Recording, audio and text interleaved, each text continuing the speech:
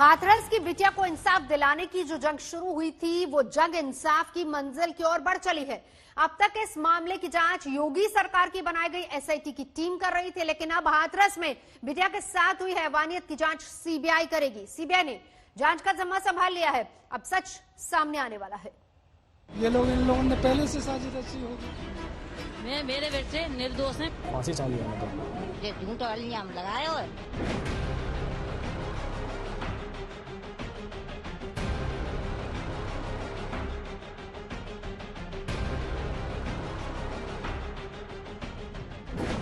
हाथरस कांड का सच सामने आने वाला है। सामने आएगी हाथरस में हुई क्रूरता की पूरी कहानी। हाथरस में हुई साजिश की हर परत खुलने वाली है।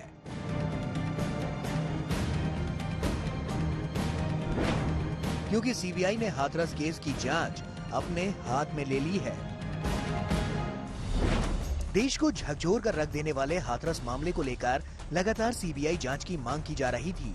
इस बीच मामले की जांच देश की नंबर 1 जांच एजेंसी सीबीआई को सौंप दी गई है। अब आगे वो घटना की तफ्तीश करेगी। हाथरस में रेप और हत्या के मामले में एक हफ्ते से ज्यादा इंतजार के बाद आखिरकार सीबीआई को जांच सौंप दी गई। इसके लिए यूपी सरकार ने नोटिफिकेशन जारी करने में देरी की। उसके लिए विपक्ष ने उस पर निशाना भी साधा। लेकिन अब जांच सीबीआई के हाथों आने के बाद उम्मीद इस बात की है कि हाथरस की रेप और हत्या का मामला जल्द सुलझ जाएगा। गौरतलब है कि सीएम योगी आदित्यनाथ ने मामले को संज्ञान में लेते हुए घटना की सीबीआई जांच के आदेश दिए थे। इस पर यह फैसला लिया गया है।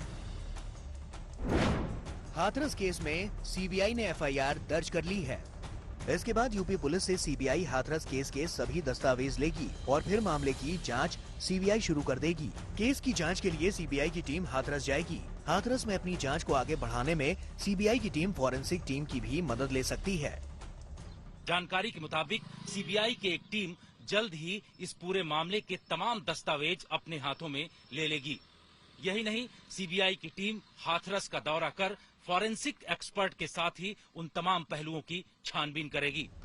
हाथरस केस में पीड़ित परिवार शुरू से कह रहा था कि उसे पुलिस और एसआईटी पर भरोसा नहीं है। उसके बाद योगी सरकार ने सीबीआई जांच की अनुशंसा की थी। हाथरस की दुर्भाग्यपूर्ण घटना और इससे जुड़े सभी बिंदुओं की गहन पड़ताल के उद्देश्य से सरकार सीबीआई जांच की सिफारिश कर रही है। हम घटना की जिम्मेदारी सारे लोगों को कठोरतम सजा दिलाने के लिए संकल्पबद्ध है। हालांकि उसके बाद परिवार सीबीआई जांच पर भी भरोसा नहीं कर रहा। उसे सिर्फ न्यायिक जांच पर भरोसा है। सीबीआई हाथरस में पहुंचेगी, इस केस का पूरा इन्वेस्टिगेशन करेगी। वो आप लोग को नहीं चाहिए? जी नहीं चाहिए। क्यों ऐसा आप लोग बोल रहे हैं? कहीं ना कहीं क्या भरोसा नहीं है सीबीआई पे भी? सर सीबीआई पे नहीं भरोसा नहीं भरोसा, क्योंकि वो भी हमें लग रहा है कि ऐसा ही कहीं नहीं चाहिए। नहीं चाहिए मैम, सीबीआई नहीं चाहिए तो फिर कौन जांच करेगा? कैसे जांच आगे बढ़ेगी फिर बताइए? ये मुझे नहीं पता मैम। सीबीआई जांच नहीं चाहिए हम लोगों को। सीबीआई जांच नहीं चाहिए। सुप्रीम कोर्ट में हमारे जज के जरिए से फैसला, सुप्रीम कोर्ट के जज करें, सुप्रीम कोर्ट के जज करें, उनकी निगरानी में रह के ये फैसला होना चाहिए। सीबीआई के सामने हाथरस केस की कई चुनौतियां हैं, क्योंकि मामले में बहुत से पेच हैं। ऐसे में सीबीआई हर पहेली की पड़ताल करेगी और हाथरस का सच सामने लाएगी। शिवेंद्र श्रीवास्तव के साथ जितेंद्र बहादुर सिंह, हाथरस आज तक। तो पहले यूपी पुलिस, फिर एसआईटी और अब सीबीआई ने हाथरस कांड की जांच की कमान संभाल ली है। ऐसे में बहुत सारे ऐसे सवाल हैं जिनका जवाब अभी तक नहीं मिला है। सीबीआई अब इस सबसे रहस्यमय मौत से जुड़े तमाम सवालों का जवाब खंगालेगी।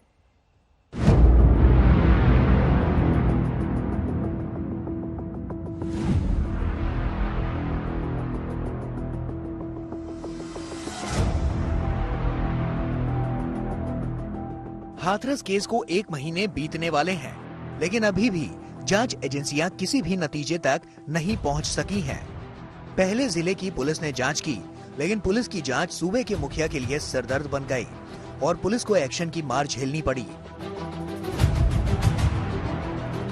उसके बाद यूपी पुलिस की तेज तर्रार एसआईटी मामले की जांच में जुटी, लेकिन वो भी मामले की तह तक नहीं पहुंच सकी। पहले तो 7 दिन में रिपोर्ट देनी थी, लेकिन पेच इतने उलझे हुए थे कि एसआईटी ने सरकार से 10 दिन की मोहलत और मांग ली। अब मामला यूपी पुलिस से होते हुए सीबीआई तक पहुंच गया है। जिस सच की तलाश में एसआईटी जुटी थी, अब उसी की तलाश सीबीआई करेगी। एसआईटी की अब तक की पड़ताल से जाहिर तौर पर सीबीआई को मदद भी मिलेगी। हाथरस के रेप और मर्डर के मामले में अब एसआईटी की जांच के साथ साथ सीबीआई की भी जांच चलेगी।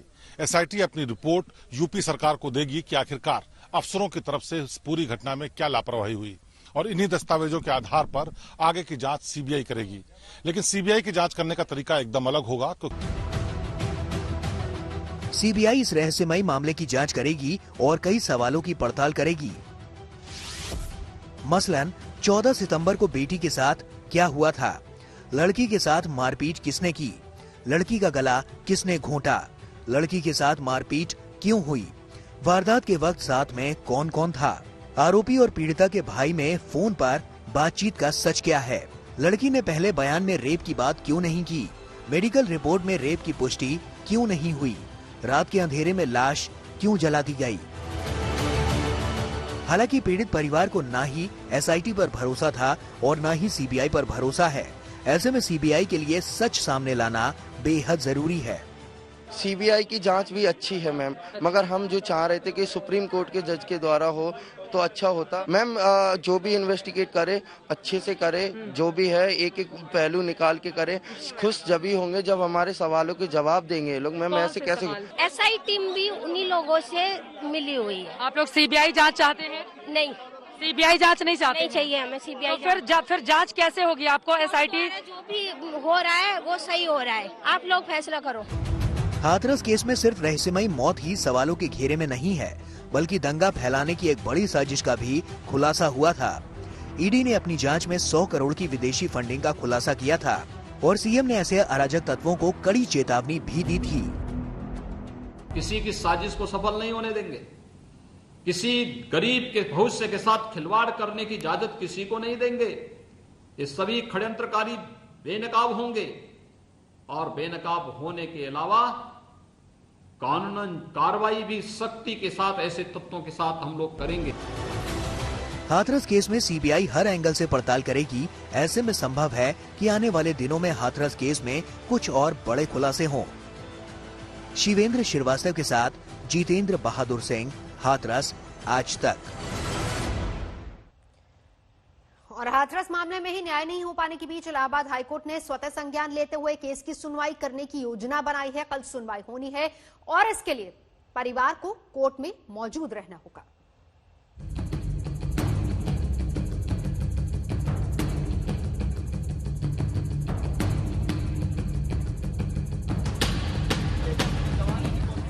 जिस हाथरस कांड को लेकर पूरा देश पिछले 26 दिन से उबल रहा है, उस पर कल इलाहाबाद हाई कोर्ट में सबसे बड़ी सुनवाई होने वाली है। कोर्ट ने सरकार और पुलिस के उन तमाम बड़े अफसरों को तलब किया है जिन पर केस में लापरवाही बरतने का आरोप है। साथ ही पीड़ित परिवार को गवाही देने के लिए बुलाया गया है। सियासी ड्रामे और आरोपों प्रत्यारोपों के बीच यूपी सरकार के लिए सबसे बड़ी चुनौती पीड़ित परिवार को संतुष्ट करना है, क्योंकि लगातार पीड़ित परिवार सरकार की मंशा पर भी सवाल उठा रहा है। ऐसे में जरूरत इस बात की है कि जब पीड़ित परिवार को कोर्ट पेश किया जाए, उससे पहले परिवार को ये यकीन दिला दिया जाए कि वाकई उनको न्याय मिल के रहेगा। परिवार के 5 लोग और कुछ रिश्तेदार आज रवाना हो रहे हैं। आते और जाते समय पूरा परिवार पूरे समय यूपी पुलिस की सुरक्षा घेरे में रहेगा। हालांकि परिवार ने आने जाने को लेकर डर जताया था। परिवार के आज कितने सदस्य लखनऊ में जो कल सुनवाई है उसके लिए जा रहे हैं, और क्या जो पुलिस प्रशासन ने सुरक्षा के लिए आप लोगों की व्यवस्था की?